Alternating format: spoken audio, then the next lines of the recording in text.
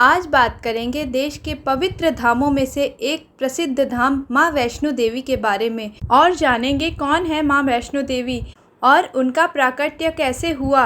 माता वैष्णो देवी का सुप्रसिद्ध मंदिर देश के पवित्र धार्मिक स्थलों में से एक है। यह जम्मू में कटरा से करीब 14 किलोमीटर की दूरी पर त्रिकुटा पर्वत पर स्थित है। हिंदू मान्यताओं के अनुसार इस मंदिर को माता रानी और वैष्णवी के नाम से जाना जाता है। यहाँ पर आदि शक्ति स्वरूप महालक्ष्मी, महाकाली तथा महासरस्वती पिंडी के रूप में त्रेता युग से एक गुफा में विराजमान है और माता वैष्णो देवी स्वयं यहाँ पर अपने शाश्वत निराकार रूप में विराजमान है। माँ वैष्णो देवी मंदिर अपने भक्तों की समस्त मनोकामनाओं को पूर्ण करने के लिए प्रसिद्ध है। आइए जानते हैं माता वैष्णो देवी का अवतार कैसे हुआ। आइए जानते हैं माता वैष्णो देवी की उत्पत्ति कैसे हुई। यह त्रेता युग से भी पूर्व का समय था, जब एक असुर ने ब्रह्मा जी से एक बड़ा ही जटिल वरदान प्राप्त कर लिया कि उसे गर्भ से उत्पन्न किसी भी प्राणी के द्वारा मृत्यु ना प्राप्त हो। ऐसा अमोघ वरदान पाकर वह असुर अत्यंत शक्तिशाली और दुरात्मा हो गया था तथा सभी जीवों को उसने परेशान करना शुरू कर दिया और पूरी तरह निरंकुश हो गया। उसके बढ़ते हुए अत्याचार और दुष्प्रयासों से तंग आकर बहुत से महर्षियों ने तथा लोगों ने देवर्षि नारद की गुहार लगाई। तब यह बात नारद जी ने आकर नारायण से कही और कहा, प्रभु कोई ऐसा अवतार होना चाहिए जो इस दुरात्मा असुर का अंत कर सके। तब नारायण ने कहा, तुम तीनों महाशक्तियों देवी काली, देवी सरस्वती तथा देवी महालक्ष्मी का आह्वान करो और उनसे यह प्रार्थना करो, तभी तुम्हारा मनोरथ सिद्ध होगा।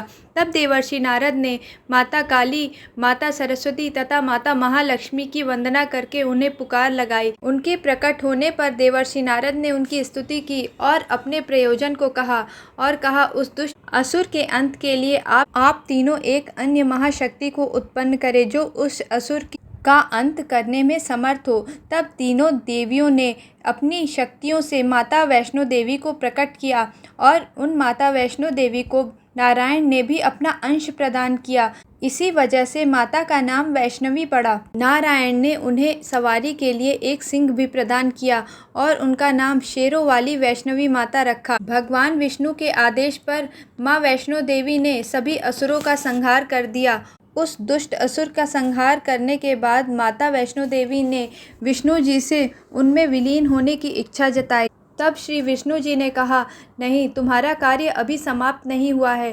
तुम भूलोक पर चली जाओ और राजा रत्नाकर के घर उनकी पुत्री के रूप में जन्म लेना और भूलोक के निवासियों के समस्त कष्टों को दूर करती रहना और वैष्णव धर्म की रक्षा करना। उसके बाद ही माता वैष्णो देवी राजा रत्नाकर के घर में पुत्री के रूप में जन्म लेती हैं और उनका नाम त्रिकुटा रखा जाता है। त्रिकुटा जब 9 वर्ष की बालिका होती हैं तब से ही वे समुद्र के किनारे तपस्या करने चली गईं। वहीं माता को ये पता चला कि भगवान विष्णु का पृथ्वी पर राम जी के रूप में अवतार हो चुका है। तब माता ने प्रभु श्री राम को पति के रूप में पाने के लिए तपस्या करने लग जाती हैं। तत्पश्चात कुछ समय बाद जब प्रभु माता सीता को खोजते हुए भाई लक्ष्मण सहित रामेश्वरम के तट पर पहुँचे, तब उनकी नज़र एक दिव्य कन्या पर पड़ी जो घोर तपस्या में लीन थी। तब उस समय माता त्रिकुटा की भगवान श्री राम से पहली बार भेंट हुई। माता ने भगवान के सामने उन्हें पति रूप में पाने की इच्छा जताई, जिस पर भगवान राम ने कहा, देवी, मैंने अपने इस अवतार में एक पत्नी व्रत धारण किया है और मेरा विवाह देवी सीता के साथ हो चुका है। अपनी उसी पत्नी को यहाँ मैं ढूंढने आया हूँ। अब मैं किसी और स्त्री के बारे में सोच भी नहीं सकता। देवी त्रिकुटा उनसे अनुरोध भरे स्वर में अपने आप को स्वीकार करने के लिए कहती हैं। तब श्री रामचंद्र जी उनकी भक्ति देखकर अत्यंत प्रसन्न हो जाते हैं और कहते हैं, देवी, अभी मैं सीता की खोज में लंका की तरफ जा रहा हूँ और मैं जल्दी ही वापस आऊँगा। वापस आते समय मैं आपसे मिलने अवश्य आऊँगा। अगर आप मुझे उस समय पहचान लेगी तब मैं आपका मनोरथ अवश्य पूर्ण कर दूँगा और आपसे विवाह कर लूँगा। लेकिन अगर आप मुझे नहीं पहचान सकी तो मैं वचन से मुक्त हो जाऊंगा। इतना कहकर भगवान श्री राम वहाँ से वापस चले जाते हैं और देवी त्रिकुटा पुनः श्री रामचंद्र जी के लिए तप करना आरंभ कर देती हैं। जब माता सीता को लेकर भगवान श्री राम हनुमान जी और लक्ष्मण जी के साथ पुष्पक विमान में लौट रहे होते हैं, तब अपना वचन निभाने के लिए भगवान श्री रामचंद्र जी हनुमान को लेकर एक महात्मा का वेश बनाकर देवी त्रिकुटा के पास पहुंचते हैं और उनसे भिक्षा देने के लिए कहते हैं और पूछते हैं, तुम यहाँ किसके लिए तपस्या कर रही हो? तब देवी त्रिकुटा कहती हैं, मैं यहाँ श्री रामचंद्र जी को पति के रूप में पाने के लिए तपस्या कर रही हूँ और उन्हीं का इंतजार कर रही हूँ। उन्होंने मुझसे वादा किया है, देवी सीता को लेकर जब वह लंका से लौटेंगे तब मुझसे मिलने वह यहाँ जरूर आएंगे। श्री रामचंद्र जी की माया की वजह से वे उन्हें पहचान नहीं पाती हैं। तब श्री रामचंद्र जी अपना रूप प्रकट करते हैं और कहते हैं, देवी मैं अपने वचन से मुक्त हुआ। भगवान को ना पहचान पाने की वजह से देवी त्रिकुटा बहुत अधिक दुखी हो जाती हैं। तब भगवान श्री राम उनसे कहते हैं, आप उत्तर भारत में स्थित मणिक त्रिकूट पर्वत श्रृंखला में स्थित एक गुफा में महाकाली, महालक्ष्मी, महासरस्वती के साथ विराजमान होकर आने वाले युगों में सच्चे भक्तों के दुखों को दूर कीजिए। अपने इस राम अवतार में मैंने मर्यादा पुरुषोत्तम के रूप में जन्म लिया है, किंतु आप चिंता न करें, अपने अगले अवतार में मैं आपके पास जरूर आऊँगा और आपसे विवाह करके अपना वचन पूर्ण करूँगा। कलयुग के आखिर में जब मैं कल्कि अवतार लूँगा तब मैं आपसे विवाह करने आऊँगा। तब तक महावीर हनुमान धर्म कार्य में आपकी सहायता करेंगे और अपने एक रूप में यहाँ सदैव विराजमान रहेंगे। तब से माता वैष्णो देवी त्रिकुटा पर्वत पर आकर तपस्या करने लगीं और वे आज भी भगवान के कल्कि अवतार लेने का इंतजार कर रही हैं। वहीं पर्वत पर तप करते हुए उनका शरीर दिव्य ऊर्जा के रूप में अपने मूल स्वरूप देवी महालक्ष्मी, महासरस्वती और महाकाली के पिंडियों के रूप में विलीन हो गया। परंतु माँ वैष्णो देवी का यह मंदिर सबके सामने कैसे आया, कैसे लोगों को इस गुफा के बारे में पता चला, क्या है उसकी कहानी, आइए आगे जानते हैं। अब से करीब 7-8 शताब्दी पूर्व माता के एक बहुत बड़े भक्त हुए। भक्त श्रीधर कटरा से कुछ दूर पर स्थित हंसाली गांव में मां वैष्णवी के परम भक्त श्रीधर रहते थे। वे निसंतान होने से दुखी रहते थे। एक दिन उन्होंने नवरात्रि में कन्या पूजन के लिए कुंवारी कन्याओं को बुलाया। मां वैष्णो कन्या के वेश में उन्हीं के बीच में आकर बैठी। पूजन के बाद सभी कन्याएं तो चली गई, पर मां वैष्णो देवी वहीं रहीं और श्रीधर से बोली, सबको अपने घर भंडारे का निमंत्रण दे आओ। श्रीधर ने उस दिव्य कन्या की बात मान ली और आसपास के गांव में भंडारे का संदेश पहुंचा दिया। वहां से लौटकर आते समय गुरु गोरखनाथ व उनके शिष्य बाबा भैरवनाथ जी उनके अन्य शिष्यों को भी भंडारे में आने का निमंत्रण दे दिया। भोजन का निमंत्रण पाकर सभी गांववासी अचंभित थे कि श्रीधर इतने गरीब हैं, वह भंडारे का आयोजन कैसे करेंगे। अगले दिन सुबह सुबह सभी गांववासी प्रसाद पाने के लिए जमा होने लगे। श्रीधर के पास तो कुछ पकाने के लिए था ही नहीं और वे चिंता करने लगे कि किस प्रकार गांववासियों को भोजन खिलाना है। तभी माता वैष्णो देवी वहां 9 कन्याओं के रूप में आईं और उन्होंने अपने एक पात्र से सभी को भोजन परोसना शुरू किया। जो भी जैसी इच्छा करता माँ उसको वैसा ही भोजन परोसती। उस एक पात्र से ही माँ ने सबकी पसंद के भोजन सबकी थाल में भर दिए। भोजन परोसते परोसते जब वह कन्या भैरवनाथ के पास गई तब उसने कहा, मैं खीर पूड़ी नहीं खाऊंगा, मैं तो मांस खाता हूँ।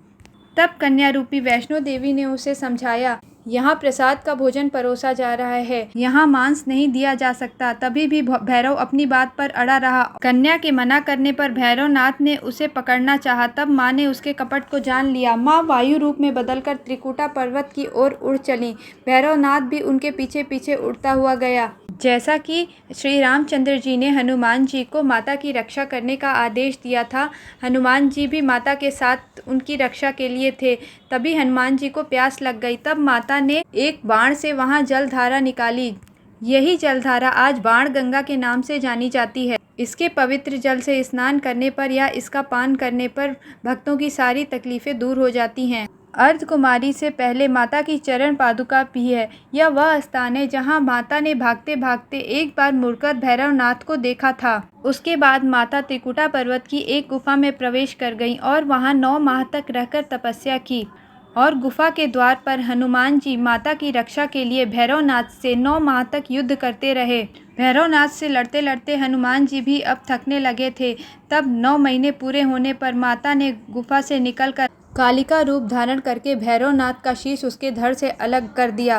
भैरवनाथ का शीश जैसे ही माता ने काटा वह उड़कर दूर भैरव घाटी में जा गिरा और वह स्थान आज भैरव घाटी के नाम से प्रसिद्ध है और वहाँ भैरवनाथ का एक मंदिर भी है। उसका धड़ वहीं पर गिर गया। जिस स्थान पर भैरवनाथ का धड़ गिरा वह स्थान आज पवित्र गुफा अथवा भवन के नाम से प्रसिद्ध है। इसी स्थान पर माँ महाकाली दाएं, माँ महासरस्वती मध्य और माँ महालक्ष्मी बाएं पिंडी के रूप में गुफा में विराजमान है और इन तीनों के सम्मिलित रूप को ही माँ वैष्णो देवी का स्वरूप कहा जाता है। जिस स्थान पर माँ ने रुककर 9 महीने तपस्या की थी और भैरवनाथ से बचकर उन्होंने उस स्थान पे शरण ली थी, उस स्थान को आज गर्भजून के नाम से जाना जाता है और कहते हैं जो कोई भी इस गर्भजून की गुफा को पार करता है उसे दोबारा गर्भ में नहीं प्रवेश करना पड़ता, अर्थात उसकी मुक्ति हो जाती है। कहा जाता है जब भैरवनाथ ने माता को काली का रूप लेकर उसका वध करते देखा तो उसका समस्त अहंकार नष्ट हो गया और उसे अपनी भूल का बहुत पश्चाताप हुआ और उसने माँ से क्षमा दान की भीख मांगी। माता वैष्णो देवी जानती थी कि उन पर हमला करने के पीछे भैरव की मुख्य मंशा मोक्ष प्राप्त करने की थी। उन्होंने न केवल भैरव को पुनर्जन्म के मुक्ति चक्र से मुक्ति प्रदान की बल्कि उसे वरदान देते हुए कहा, मेरे दर्शन तब तक पूरे नहीं माने जाएंगे जब तक कोई भक्त मेरे बाद तुम्हारे दर्शन नहीं करेगा। माता वैष्णो देवी के उसी वरदान के फलस्वरूप आज भी लोग जब माता वैष्णो देवी के दर्शन करने जाते हैं तब 3 किलोमीटर खड़ी चढ़ाई करके भैरव घाटी में भैरवनाथ का भी दर्शन करके अपनी यात्रा को पूर्ण करते हैं। इसके बाद माता वैष्णो देवी 3 पिंडियों के स्वरूप में समाहित होकर एक चट्टान का आकार ग्रहण कर लिया और ध्यान मग्न होकर तपस्या करने लगी। अब बात आती है श्रीधर की। भक्त श्रीधर भैरवनाथ के इस व्यवहार से और माता के इस प्रकार अदृश्य हो जाने से अत्यंत दुखी थे। उन्हें तो अब बस माँ के दर्शनों की लालसा थी।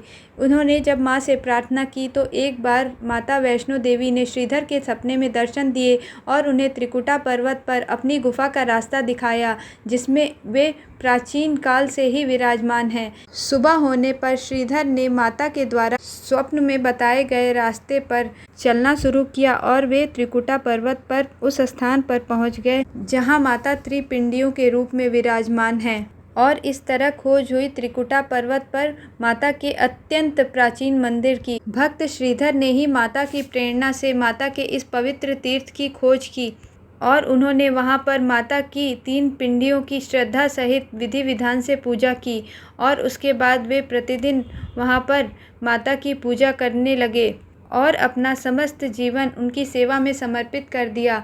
उनके वंशज ही आज तक माता वैष्णो देवी की पूजा और सेवा करते आ रहे हैं।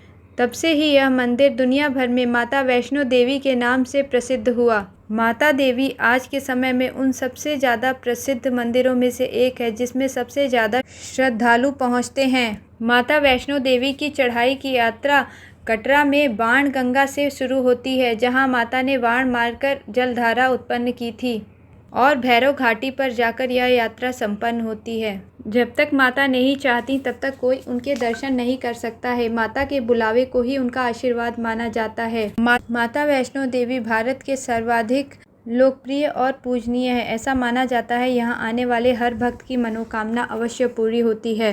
कहते हैं प्राचीन काल में जब नारायण ने सती के शरीर के 51 टुकड़े कर दिए थे तब उनके मस्तक का अग्रभाग यहीं आकर गिरा था। हरे कृष्णा, श्री राधे, जय माँ वैष्णो देवी की।